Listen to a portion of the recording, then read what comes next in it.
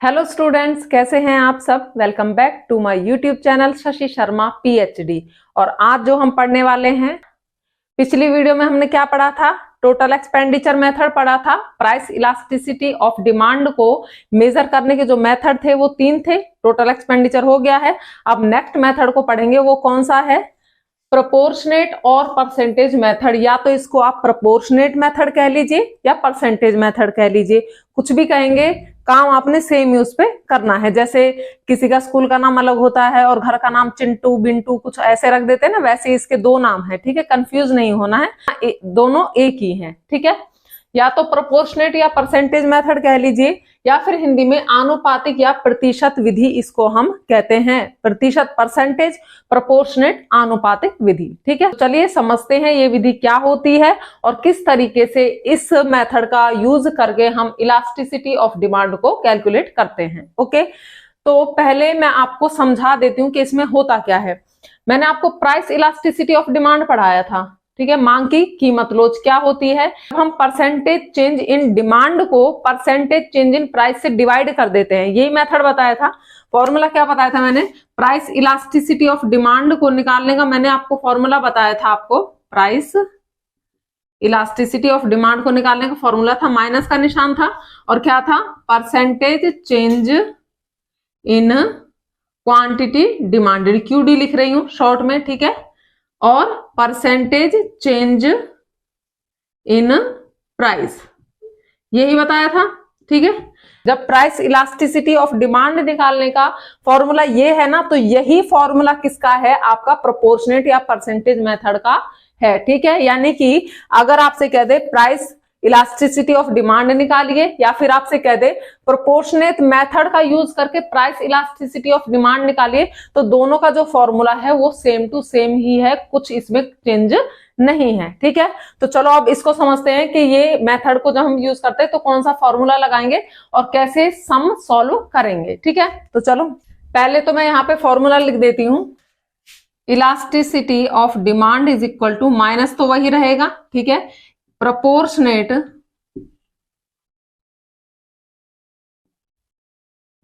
या फिर परसेंटेज, ठीक है। या तो प्रोपोर्शनेट या फिर percentage change in quantity demanded divide by proportionate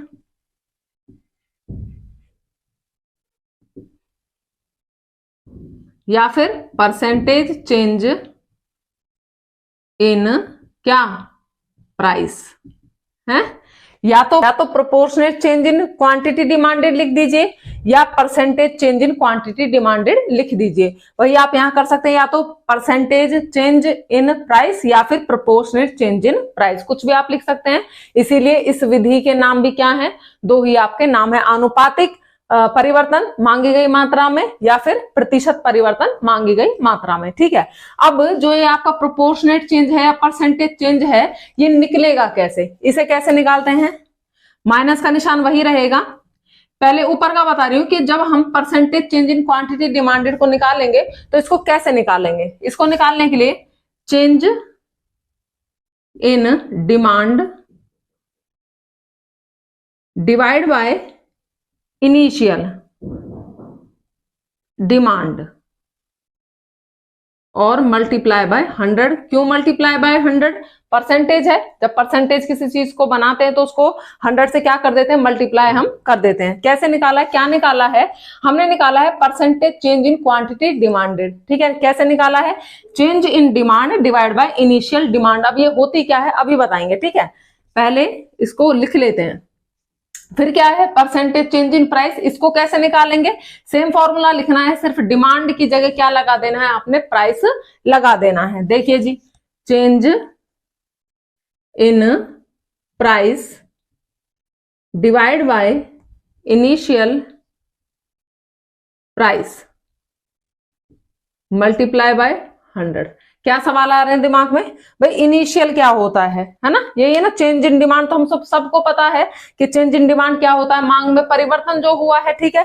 क्या है इनिशियल डिमांड, इनिशियल का मतलब है जो पहले थी डिमांड, है ना, कैसे पहले थी, मान लीजिए पहले जब 5 रुपए प्राइस थे तो मैं किसी वस्तु की जब प्राइस कितने थे, 5 रुपए थे, तो जो मेरी डिमांड थी वो कितनी थी, वो 10 थी। ठीक है, अब क्या हुआ, प्राइस बढ़ करके 10 हो गए और मेरी डिमांड कितनी हो गई है, उसमें 5 हो गई है। ठीक है, क्या हो गई है, कम हो गई है डिमांड। अब जो ये पहले वाली प्राइस और पहले वाली डिमांड है ना, इसको हम कहेंगे इनिशियल, क्या कहेंगे, इनिशियल डिमांड, और इसको क्या कहेंगे, इनिशियल प्राइस।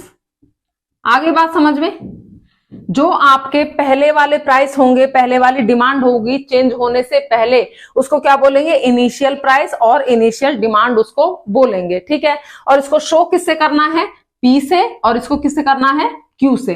ठीक है, इसको शो करना है पी से और इसको शो करना है क्यू से। क्लियर हो गई बात। ठीक है, अब क्या है, जो दूसरे वाली आई है ये क्या है, इसको लिखेंगे हम P1 और इसको लिखेंगे Q1। आया बात समझ में। ठीक है, क्या समझाया है, पहले वाले जो प्राइस है और पहले वाली जो डिमांड है, पहले वाली को हम बोलेंगे P, यानी कि P कितना है आपका, 5 है। ठीक है, और P1 जो चेंज हुआ है, ठीक है, P1 कितना हो गया आपका, 10 हो गया। क्लियर हो गई ये बात। इस जो P है इसको बोलेंगे हम इनिशियल प्राइस, पहले वाला प्राइस जो क्या है यहाँ पर लिखा हुआ है। ठीक है, अब आ जाइए दूसरे पर, क्वांटिटी पर। क्वांटिटी में Q क्या हो जाएगा आपका, 10। ठीक है, Q क्या हो गया, 10, और Q1 क्या हो गया आपका, 5। क्लियर है। ठीक है, Q क्या है आपका, इनिशियल डिमांड है, और इनिशियल डिमांड आपका ये रहा। ये बात समझ में आ गई कि इनिशियल डिमांड क्या होती है और इनिशियल प्राइस क्या होते हैं। अब इसमें इनिशियल डिमांड क्या होगी आपकी, 10 होगी, और इसमें इनिशियल प्राइस क्या होंगे आपके, 5 होंगे। ठीक है, अब बात आई चेंज इन डिमांड की। चेंज इन डिमांड कैसे निकालते हैं, चेंज इन डिमांड को निकालने का फॉर्मूला है, क्या फॉर्मूला है, Q1 माइनस Q1 है भाई हमारे पास, और Q भी है। ठीक है, डिवाइड बाय क्या, इनिशियल डिमांड। इनिशियल डिमांड को क्या बोलते हैं, Q बोलते हैं, तो Q, माइनस का निशान साथ में चलेगा, और अपॉन में चेंज इन प्राइस। प्राइस में चेंज कैसे निकालेंगे, P1 माइनस P, लिखिए जी, P1 माइनस P और अपॉन में P। आगे बात समझ। अब आप सोच रहे होंगे भाई ये 100 कहां चले गए, जब ऊपर भी 100 है नीचे भी 100 है तो 100 से 100 क्या हो जाएगा, कट जाएगा। जब कट गया तो बचे क्या, यही तो बचा हमारे पास। ठीक है, अब इसमें हमने इसकी वैल्यू पुट कर देनी है, जो ये मैंने आपको डिजिट्स दी हैं, जो सम दिया है, इसकी वैल्यूज हमने क्या करनी है, इसमें पुट करनी है। पुट करिए भाई, Q1 माइनस Q। जब आपको Q1 माइनस Q आपसे निकाला जाए, देखो यहां पे करके मैं बता देती हूँ आपको, ये तो आपको समझ में आ गया यहां से। ठीक है, जब Q1 माइनस Q निकलवा रहे हैं तो उसको बोलते हैं डेल्टा Q। डेल्टा का मतलब क्या है, इस डेल्टा का मतलब होता है चेंज इन। क्या होता है इसका मतलब, चेंज इन, यानी कि Q1 माइनस Q, यहां पर मैंने Q1 माइनस Q लिखा हुआ है, अगर मैं यहां लिख दूं डेल्टा Q, यानी कि change in Q divide by Q, minus का निशान, and change in P divide by P। ठीक है, तो ये फॉर्मूला और ये फॉर्मूला क्या है, सेम है। सेम क्यों है, Q1 माइनस Q का मतलब है चेंज इन Q। ठीक है, आ जाइए जी आगे, change in Q। Change in Q कितना है मेरा, Q1 माइनस Q। Q1 कितना है, 5। Q1 5 माइनस 10, कौन सा बड़ा है भाई, माइनस का बड़ा है, तो माइनस के कितने आ जाएंगे आपके पास, 5 आ गए। ठीक है, अब आपको समझ में आ गया माइनस का निशान लगता क्यों है, क्या आ गए, माइनस के 5 आ गए। ठीक है, अपॉन में इनिशियल डिमांड कितनी है, 10 है, 10 है। ओके, आगे चलिए जी, यहां ऊपर कर देती हूँ इसको मैं, यहाँ पे आपको थोड़ा कंफ्यूजन में रहेगा, जगह कम है ना थोड़ी सी। देखिए भाई क्या आया, चेंज इन क्वांटिटी कितना है आपका, चेंज इन क्वांटिटी माइनस 5। ठीक है, अपॉन में क्या है आपका, इनिशियल क्वांटिटी कितनी है, 10 है। ठीक है, अपॉन इसके change in price. Change in price निकालिए, P1 minus P, P1 minus P कितना आया, 10 माइनस 5, किसके 5, प्लस के 5 आए हैं। ठीक है, तो 5 अपॉन में आपका P यानी कि इनिशियल प्राइस कितने हैं आपके, 5 हैं।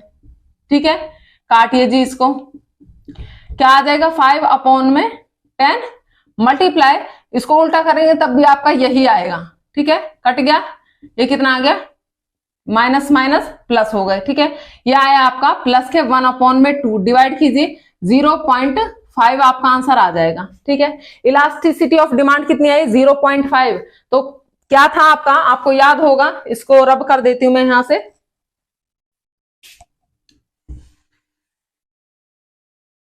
अब समझिए कि आपकी इलास्टिसिटी ऑफ डिमांड आई कैसी है। अगर elasticity of demand is equal to 1 है तो यूनिटरी इलास्टिक डिमांड है, इकाई के बराबर है। अगर elasticity of demand is equal to more than 1, एक से ज्यादा है, अगर इलास्टिसिटी ऑफ डिमांड आपकी एक से ज्यादा है तो वो क्या है, ग्रेटर देन है, ग्रेटर देन इलास्टिक डिमांड, ठीक है। ये क्या है, एक से कम है, elasticity of demand is equal to less than 1, क्या है, elasticity of demand less than 1, क्या ये लेस देन 1 है, बिल्कुल लेस देन 1 है, तो ये क्या है आपकी elasticity of demand less than 1, तो क्या लिखेंगे, less than unitary elastic demand. ये कौन सा मेथड हुआ आपका, प्रोपोर्शनेट मेथड या परसेंटेज मेथड, इसको आप कह लीजिए। क्लियर हो गई बात, कैसे कैसे करा है, इसका एक न्यूमेरिकल और सॉल्व करके मैं आपको शो कर देती हूँ जिससे आपको अच्छे से समझ में आ जाए, ठीक है। क्या है, जो प्राइस इलास्टिसिटी ऑफ डिमांड निकालने का फॉर्मूला था, percentage change in quantity demanded divide by percentage change in price, वही फॉर्मूला मैंने यहाँ पे लिखा है। क्योंकि इसका नाम प्रोपोर्शनेट मेथड भी है तो हम प्रोपोर्शनेट भी इसमें लिख सकते हैं, बाकी यहां तक आपका सेम है, ठीक है। अब change in quantity demanded, percentage change in quantity demanded निकालेंगे कैसे, उसका फॉर्मूला है change in demand divide by initial demand. Initial demand क्या होती है, जो आपकी पहले वाली डिमांड है या पहले वाले प्राइस को इनिशियल प्राइस हम कहेंगे, ठीक है। मल्टीप्लाई 100 क्योंकि परसेंटेज है, ठीक है, सेम टू सेम यहां लिखना है, change in price divide by initial price multiply 100, 100 से 100 कट गया। चेंज इन डिमांड कैसे निकालते हैं, Q1 माइनस Q, Q क्या होता है और Q1 क्या होता है बता दिया है। पहले वाला जो डिमांड है वो Q है, दूसरी वाली जो नीचे चेंज होके आई है वो क्या है आपका Q1 है, और यहाँ पर क्या है, इनिशियल डिमांड का मतलब है Q, यानी कि जो पहले वाली आपकी क्वांटिटी डिमांड थी, सेम प्राइस को लेकर है। निकाल लेंगे, Q1 माइनस Q करेंगे तो change in demand divide by initial demand, ठीक है, और ऐसे ही change in price divide by price, minus का निशान चलता रहेगा। वैल्यूज जो है वो पुट कर देंगे, जो नीचे वाली है वो ऊपर मल्टीप्लाई में आ जाएंगे और उल्टी हो जाएंगी, लेकिन हमारे यहाँ पे 5 5 है तो रिवर्स करेंगे तब भी वही है, काट के आपका आंसर आ गया 0.5, और क्योंकि ये एक से कम है इसलिए आपकी जो इलास्टिसिटी ऑफ डिमांड है वो लेस देन यूनिटरी है, ठीक है। एक और इसका एग्जांपल मैं आपको दे देती हूँ, यही फॉर्मूला था, ठीक है। एक और इसका एग्जांपल हम ले लेते हैं। मान लीजिए आपके जो प्राइस है और यहाँ पर आपकी डिमांड है, ठीक है। जब आपके प्राइस 5 रुपीज हैं तो डिमांड जो है वो 4 है, ठीक है। वह प्राइस कम होकर के 4 हो गए और आपकी डिमांड जो है वो क्या हो गई, 6 हो गई, ठीक है। इतना समझ में आया, प्राइस पहले 5 थे तो डिमांड 4 थी, प्राइस कम होकर 4 हो गए तो डिमांड क्या हो गया आपकी 6 हो गई। अब ये जो है आपका, ये क्या है आपका Q है, ये क्या है आपका Q1 है, ठीक है। ये क्या है आपका P है और ये क्या है आपका P1 है, ठीक है। इतनी बात समझ में आ गई, Q है हमारे पास, Q1 भी है, ये सारा हमको मिल गया। अब हमने निकालना क्या है, चेंज इन क्वांटिटी डिमांडेड या चेंज इन डिमांड, इसको हम कह सकते हैं। Change in demand is equal to Q1 minus Q, ये निकालना है। Q1 कितना है, 6 माइनस 4 कितना आ जाएगा, प्लस के 2 आ जाएंगे, और जो हमारा Q है वो कितना है, 4 है, ठीक है। वैल्यू पुट कर दीजिए, क्या आ जाएगा, -2/4, ठीक है। अब निकालना है चेंज इन प्राइस, वो कैसे निकालेंगे, change in price P1 minus P, P1 कितना है, 4 है, 4 माइनस P कितना है, 5 है, क्या आ जाएगा, -1, कितना आ जाएगा, -1, लिखिए जी, -1। P कितना है P, 5 है, लिखिए जी 5, इतना कर लेंगे, ठीक है। आगे बढ़िए, -2/4 मल्टीप्लाई, इतना तो हम सबने मैथ पढ़ा है कि जब नीचे वाला आपका ऊपर जाएगा ये वाला तो क्या हो जाएगा, ये उल्टा हो जाएगा, तो 5 कहां चला जाएगा, ऊपर चला जाएगा और -1 नीचे रह जाएगा, ठीक है। काटिए, 2 2 जा 4, कितना आ गया, माइनस से आपका माइनस कैंसिल हो जाएगा, 5/2 आ गया, 2.5 इसको हम जब डिवाइड करेंगे आपका आंसर आ जाएगा। क्या ये 1 के बराबर है? जी नहीं। क्या ये 1 से कम है? जी नहीं। क्या है ये 1 से ज्यादा है? तो elasticity of demand is greater than 1, इकाई से अधिक लोचदार मांग है, ग्रेटर देन यूनिटेरी इलास्टिक आपकी डिमांड होगी। क्लियर हो गया टॉपिक? आगे समझ में कैसे कैसे सॉल्व करना है, फॉर्मूला क्या है, ठीक है। अब देखिए लिखा हुआ क्या है, in this method to measure the elasticity of demand, मांग की लोच को इस मेथड में मेजर करने के लिए क्या करना पड़ता है, परसेंटेज या फिर proportionate change in quantity demanded, या तो परसेंटेज चेंज को या प्रोपोर्शनेट चेंज को, जो मांगी गई मात्रा में हुआ है उसको इस डिवाइड कर देंगे किससे, प्रोपोर्शनेट या परसेंटेज चेंज इन प्राइस से, ठीक है। वही लिखा है जो नीचे आपको समझाया है, ओके। और this method is suggested by, ये मेथड दिया किसने है, किसने सजेस्ट किया है, मार्शल ने इसको सजेस्ट किया है, ठीक है।